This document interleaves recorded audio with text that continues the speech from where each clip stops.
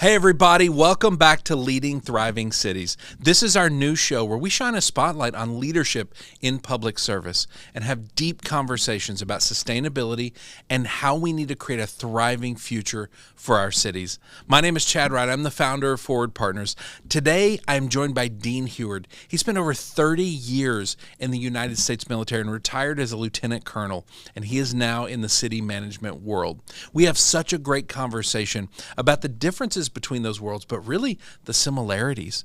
It turns out that the Army is a great place to learn the skills that are going to transfer really well to public service. So as cities, we talk about the need to look to the people coming out of the military to find great employees. He also has one of my favorite sayings ever. If you can do it in combat, you can do it in real life. There is so much great insight to learn about how they handle things in combat from a leadership perspective, how that then transfers to the 24/7 job of being a city manager. I hope you enjoy this conversation. I know I did.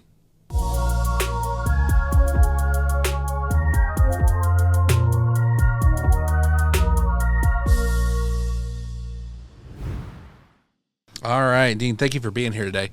So let's talk through this because you have a very interesting background. You spent how long in the Army? So I did 34 years total, Guard, Reserve, and active duty. And you retired as Lieutenant Colonel? Yes, I did. Okay, so I really want you, our first question is always, what's one thing you wish people understood about your job? And we talk about this all over public service.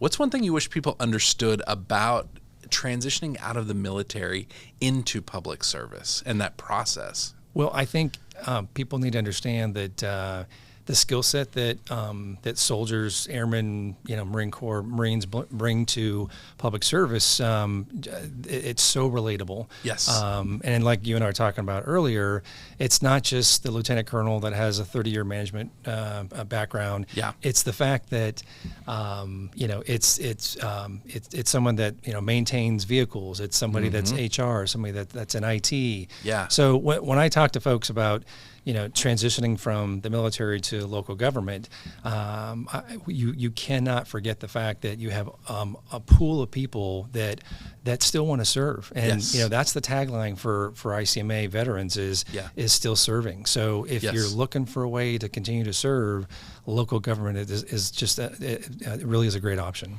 Well, and for I think most cities, I think a lot of them think about, well, veterans coming out, natural fit for police, natural fit for fire, first responders, but there's so many other areas they can go into. Like you were telling me about your history where you were over, was it a brigade executive officer? Yeah. So I was a brigade executive officer, chief of staff. Yep. But I had a staff of HR folks. For HR, I had IT, I had budget. Yep. And so when I was transitioning out, I was applying for jobs. It's not a perfect fit because obviously I wasn't a city manager for a city, but the capabilities that I had and the management and leadership background that I had, I think made me a very good fit for leading a city. So well, from a high level, you had a staff of about 50. You said you were managing it for a group of 6,000 people. Yes. You had budget, you had HR, you had finance, all the things necessary to essentially run a town of 6,000 people. Right. There's probably a lot of transferable skills you learn, and there's some nuance there that has to be learned on the job. But there's something about that I see a very natural connection there. No, there is because, it's management and leadership. Yeah. And when you're a manager and a leader, you're never going to be the subject matter expert. Yeah. And I think even city managers today that have grown up in city management, that when they became a city manager, there were capabilities that they weren't really that smart in, so they had to get smart in it. Yeah. So I just, like you just said, I see it as a very, very natural fit. Yeah. It's funny you bring that up because you spent some time in Georgetown working with the city of Georgetown. We just had David Morgan on. Great. And one of the things he talked about was when you get to the city manager level, your knowledge is a mile wide and an inch deep. Right. Because you just can't know everything. Now, there's times you go deeper. There's times you're making really important decisions and you need to go deeper.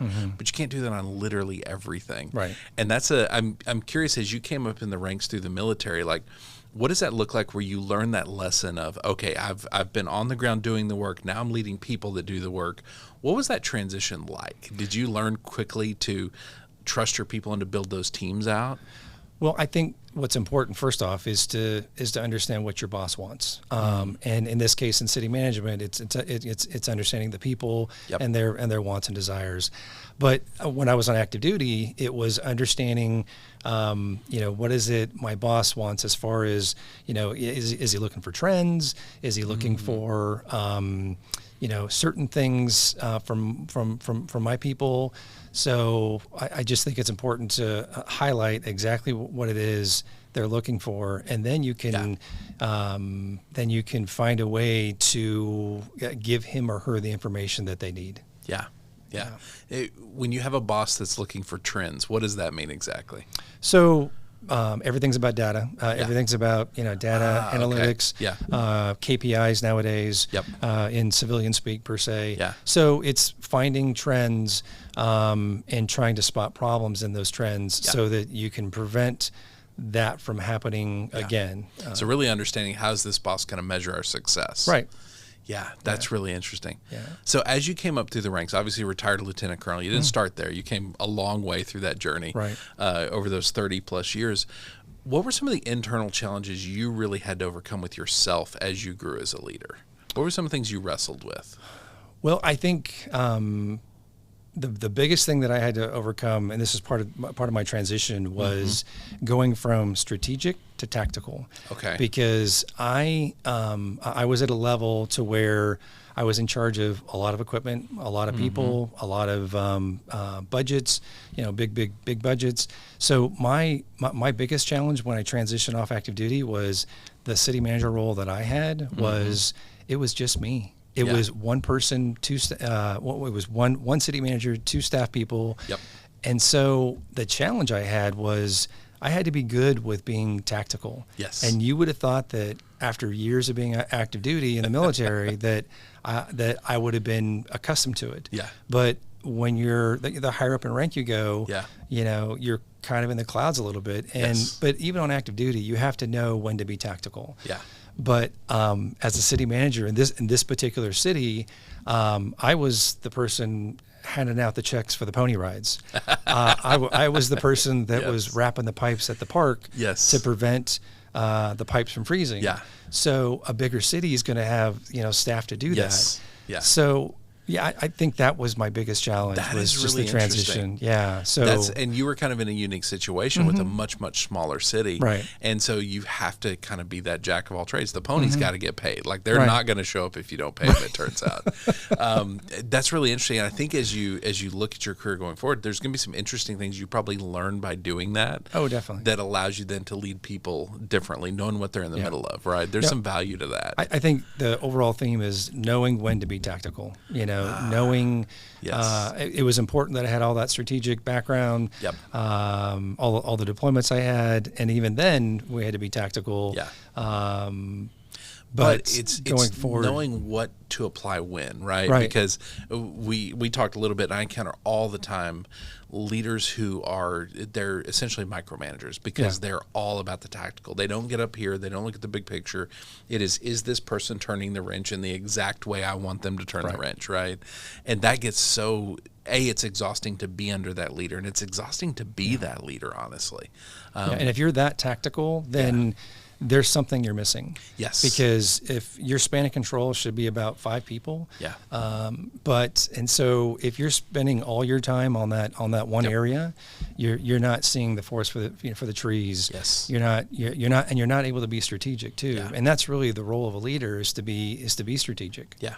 And I think when that's missing, then it causes a lot of problems. And we encounter that all the time. And usually it's a self-awareness issue. I'm not aware of the damage I'm causing. I'm not aware that I'm diving too deep, getting in the weeds.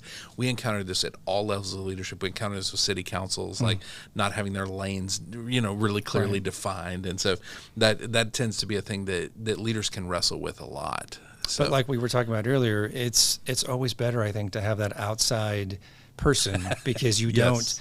You don't. If you're not self-aware, then you're not going to realize. Even if your peers telling you, it's always better to have that outside person come in and tell you, hey, the emperor doesn't have the clothes. That phrase. I'm really curious. How does that work in the military? So when you, as a leader, we all need feedback in order to understand how we're actually how people are experiencing us. Right.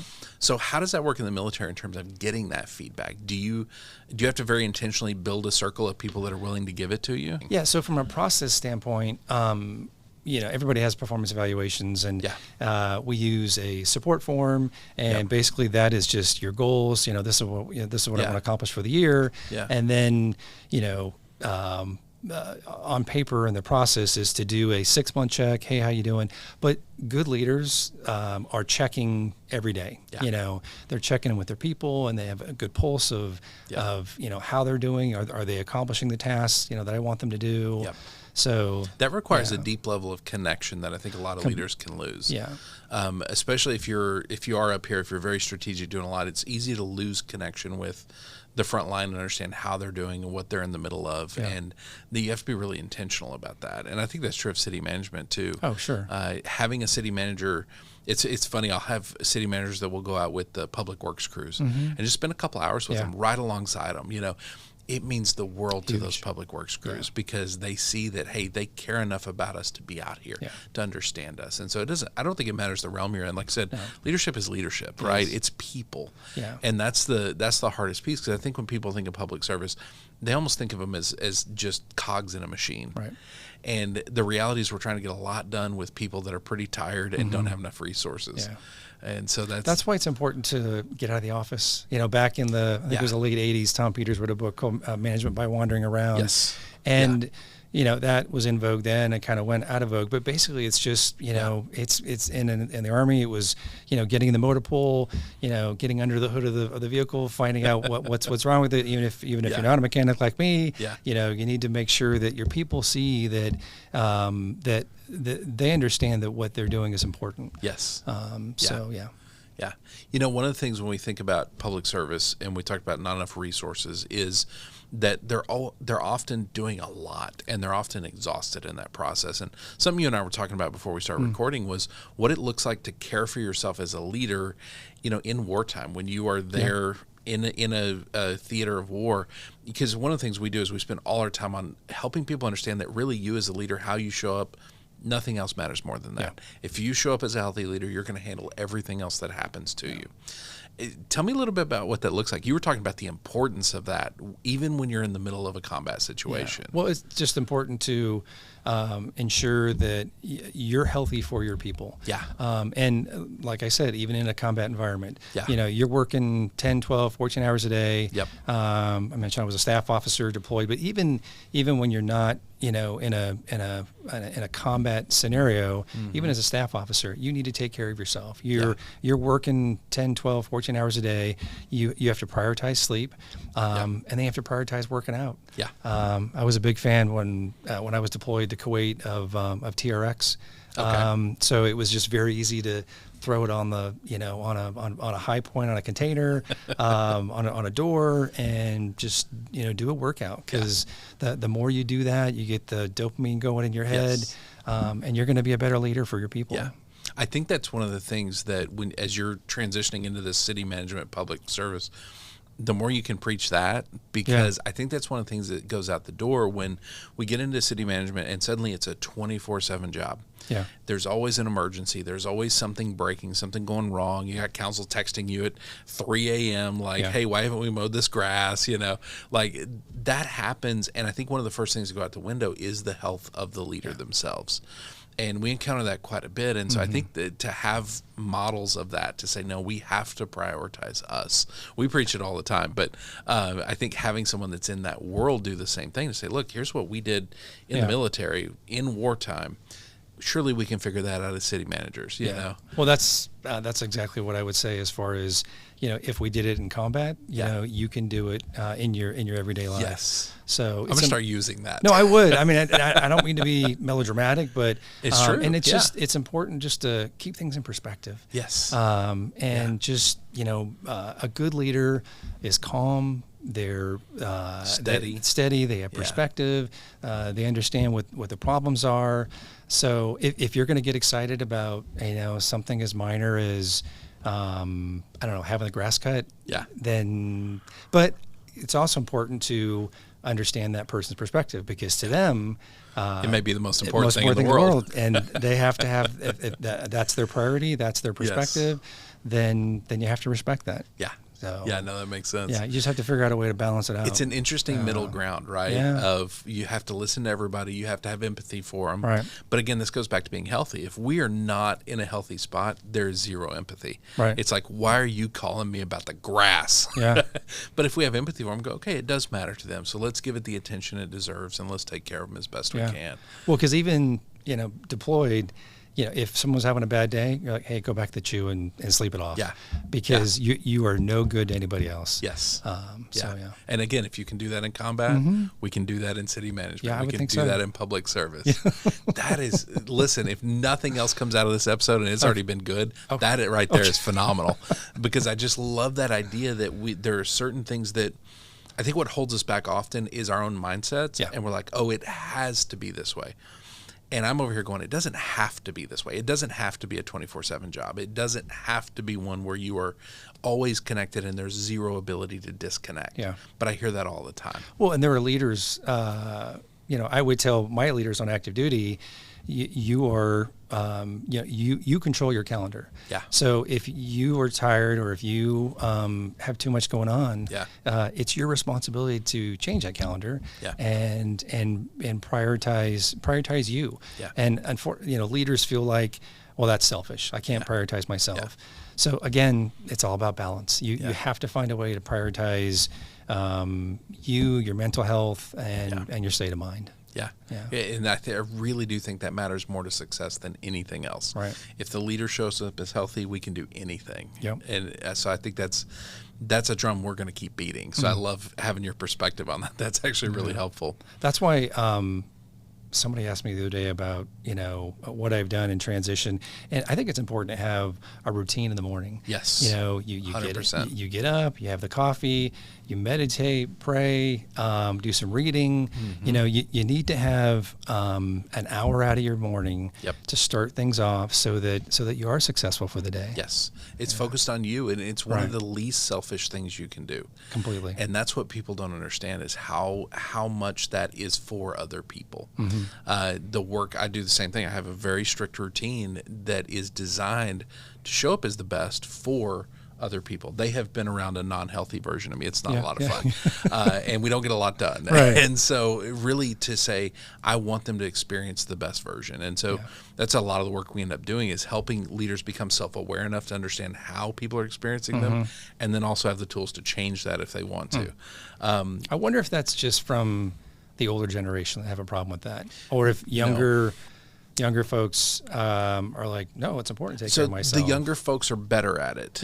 But I think a lot of it is, it becomes ingrained in us, in our society, that it's lazy to rest, that it's weakness, that if I'm strong enough, we always have the image of a person pushing the boulder up the hill.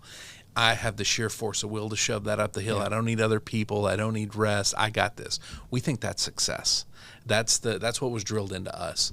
Now, I think there's an interesting middle ground when you talk about generations.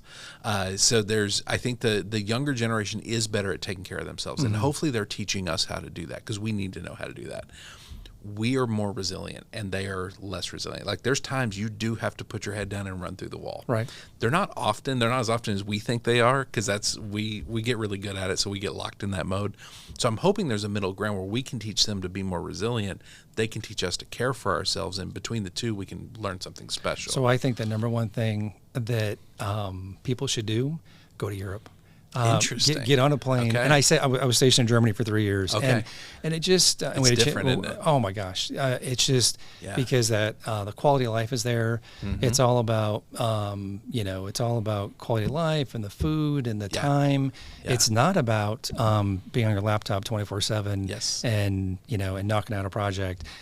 It's about quality. It's about people, relationships, and quality. I'm curious, through ICMA, because I know you're pretty heavily involved in ICMA. ICMA. Have you met any international city managers? No. I'm curious to know if their job looks different than what it looks like here, the pace.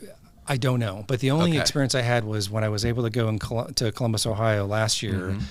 We met a major in the Ukrainian army. Okay, and that was just an amazing experience. Just because at the time I was still on active duty, so it was kind of, I felt like kind of brethren, kind of fellow veteran. So no, I haven't met a city manager yet, but I know there's a very strong push to be involved in other countries when it comes to city management. Yeah, because I always tell people I don't think I've traveled enough internationally to understand if it's uniquely American, but I know it is very American, this idea of shove the boulder up the hill, just shut up and do it. Yeah, very much so. And the problem is it's not sustainable. We're not built for that. Yeah. But you look at how much of our society is geared towards that idea. Yeah. And that's the work we're doing. Say, hey, what if we just put the boulder down? Or what if we asked other people to put their hands on it so we can rest a little bit, you know? Yeah. So you've obviously been in public service, whether it's military or what you're doing now, for a very long time. Yes. Through that, there's that heart of service. There's that I want to be here to serve. So if you look back at the young version of you about to get into it, or you look back at somebody that maybe is trying to get into public service now, what would you tell them about living that life of service? I just think it's important. You really have to like people. I mean, and trust me, my service goes back to, and I was, my first job out of college, I managed 2 campaigns for the state legislature in Oregon. Okay. And it got very political, as things do in red and blue politics, and decided to not go that route full time. But I was always enamored with Mr. Smith Goes to Washington. Yes. And it's funny when you talk to the younger generation, they don't know what that movie is. And I'm like, you have to go watch Jimmy Stewart and Mr. Smith Goes to Washington, because that, when he said, look, the Capitol Dome, that inspired a lot in me for public service. Yeah. But I don't think that inspiration is enough. I think people have to really go into it with both feet and understand that in today's day and age, people are going to differ. Yeah. And so we need to find a way to respect other people's opinions. Quick plug for a book I just read called The Soul of Civility by Alexandra Hudson. Yes. Yeah. So she does a great job of showing how it's so important in today's day and age to treat each other, respect. You can disagree, but respect their opinion. Yeah. But I just think it's important that nowadays that they understand how important it is to like people too. Yeah. Like you have to want to enjoy people and want and figure out and enjoy the sensation of solving their problems. Yes. There's the idea. First of all, this is the first time we've asked this question. I've heard you need to like people. Yeah. I love that answer, because you think about an entire career in public service. We're always talking about the idea that public service is not really sustainable right now. You're doing too much. You have too few resources. And so ultimately, because we're not focusing on leadership and helping our teams thrive, people can go through a 20, 30-year career. And by the time they're done, they're just a miserable human being. Yeah. And everybody's clapping as they go out the door to retirement, not because they're retired, but because they won't be here anymore. I see that all the time, because every time I say that, I see people in public service shaking their head, and they have a picture in their head of a person, right? And so there's something broken in that system to say, can we create a journey where that person can serve the whole time, and they finish and they are still a vibrant human being, right? That's the goal. And I think a lot of it is through that journey, they don't necessarily know how to navigate the people side very well. And so I love that answer in terms of we have to love serving people and serving with people and learn how to do that. And a lot of times we think we're good at that. We're really not. We think we learned in kindergarten how to be around people. We really didn't. We just picked up more bad habits. But I also think it's important, maybe you're going to ask this next, about I think it's important that people understand that in local government, it's about culture. Yeah. It's about because it's a huge piece. I had no interest in doing federal government, leaving active Army and then going into the GS system and the federal government, because I did see that in local government that's where the rubber meets the road. That's where people are when that park gets built, that affects people's lives. Because that kid now has a place to play. economic development. That to me is exciting because you're bringing businesses in and you are increasing the tax base so that you can buy more services, you can build more services for citizens. Yeah. So, but I think, so I didn't want to go federal government because I just saw in my few experiences with City of Nolanville, City of Georgetown, is everybody wants to come to work and they're excited to be there because the people that are there, they do enjoy people. Yes. Do they get frustrated? Sure. Do they get frustrated with council and that? But at the end of the day, they have developed a team, and it's just, to me, it's just really neat to see. It was really neat for me to see the culture that I left in the Army, and I saw it in Nolanville, and I saw it at the City of Georgetown. Yeah. That to me is really unique because you don't always see that, obviously, in the corporate world. Yeah. No, and I think those examples you're giving are ones that have been very intentional about creating that culture. Yeah. And the reality is the parks, the economic development, all the things you're talking about, if you've got a thriving team that cannot wait to show up to that day and have that economic development meeting, it's going to go way better than if you've got a team that shows up and they were fighting the day before about the presentation. Right. And so it really is all people. It's all culture. So that's I'm curious, the last question really is, what do cities need to rethink in order to create a future where their teams can thrive? Is that it? That's it. I mean, I thought about that question a lot, and I think it is it is culture. It's getting behind a leader that wants to empower their people. Yes. And so I came from an environment where you wear the flag every day. You have a uniform on, and cities have the same thing. Like they have a logo. My son actually works for the city of Bee Cave right now doing public works. Yep. But the only reason why he's now at Bee Cave is because when he was the city of Nolanville, he felt like he was a part of a family. Yeah. He really felt like what he was doing. I just had this conversation with him yesterday because what he was doing there really made a difference. Yeah. And it's all the behind the scenes work. Yes. And for me, I spent 34 years as a logistician where you're not out front, you're not getting credit for,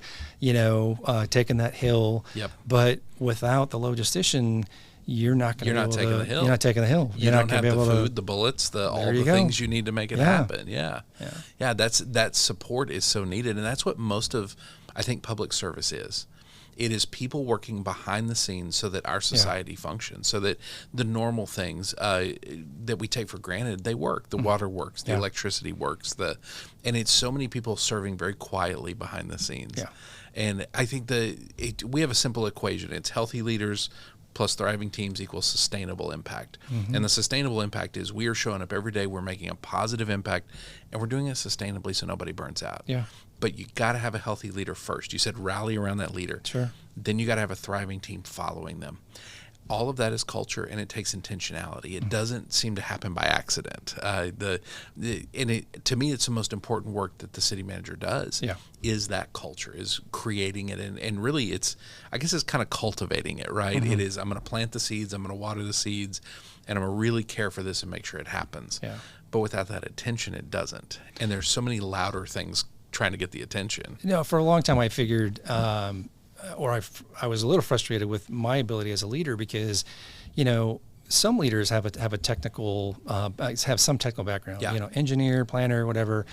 But after a while, I really took pride in the fact that, having leader or manager by your name is really a big deal. Yes. And as much of it is a science, it's an art as well. It is. And so there's nothing wrong with, so what do? I'm a leader. Yeah. I'm a manager of people. Yeah. Because there's so much to that. Yeah. And it is important, to have a technical skill. But I really think that, being a manager and a leader is one of the most impactful things that you can do in society, because that's how great things get done. Yeah, that's how progress is made, the future is created. Right. And that's what, in raising my sons, you said you have sons? Two sons, I've got three. And in raising sons, we really tried to help them understand no matter what you do for a living, if you can navigate people, if you can be good Yeah. with people, and you're going to be fine. And we've seen that play out where they're really good with people. Yeah. And I think that's something that as leaders, that's the hard piece, because we always talk about the idea that when you're not healthy as a leader, you are inward focused. You are not outward focused. Yeah. And in order to lead people, you really have to be very outward focused. Mm-hmm. And that's hard to maintain when we're not doing well. No, and going back to like the professional development, you mentioned outward focus. So when I was at the city of Georgetown, they are huge on professional development. Yes. And they talk about and have training with the Arbinger Institute. Yep. And that was new for me, because the Army does have a, matter of fact, when I was in the Army, I did a leadership, like teamwork, team building, development course. And I did a little different because I brought in some articles from HBR, Harvard Business Review. Yep. I had a funny video about the penguins from Madagascar. And I actually had a sergeant major say to me, "Hey, sir, how come you didn't use any of the Army doctrine?" Yeah. And I'm like, I don't know. I just think you have to have both. Yes. You know, there is Army doctrine, but you need to, bring in some other material so that it appeals to everybody. Well, you're helping them assimilate that Army doctrine. Right. Like, you're helping them see it in a different way. And I love that, though. Yeah. That's great. Yeah. Well, man, this has been a great conversation. It's been great. Thank you so much for being on. I'm so excited to see where you go from here. Thank you for having me. I appreciate it. Absolutely. Yeah. Thank you for joining us for Leading Thriving Cities. You might also like our other podcast, The Leader Lab. You can find it on all the major podcast platforms and on YouTube. Just search for The Leader Lab. Each episode is under 10 minutes. It's just a quick thought to help you level up your leadership. You'll also find all the other leadership content we are putting out on Facebook, Instagram, and LinkedIn. Just search for @ForwardPartner.